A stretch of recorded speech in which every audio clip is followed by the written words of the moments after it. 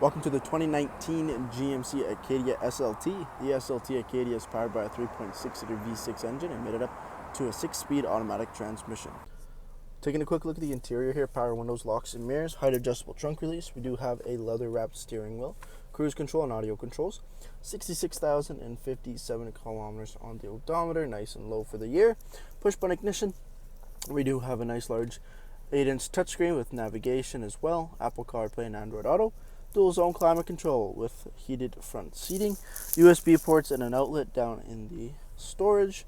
You have your automatic shifter knob, all-wheel drive settings as well as trailer mode, and you do have your parking sensors, all black interior with Bose audio, and our beautiful leather heated SLT seating up front. Taking a quick look at the exterior of the GMC Acadia SLT, we have the 18-inch wheel and tire package with the Michelin all-season tires. We have color match door handles or keyless entry available on all 4 doors. Color match mirror caps and Acadia badging on the front side of the door. Coming down to the front, we have LED daytime running lamps, as well as we do have fog lights available on the SLT chrome grille. Making our way back down the side of the vehicle. Rear tinted privacy windows, remote start equipped at the back.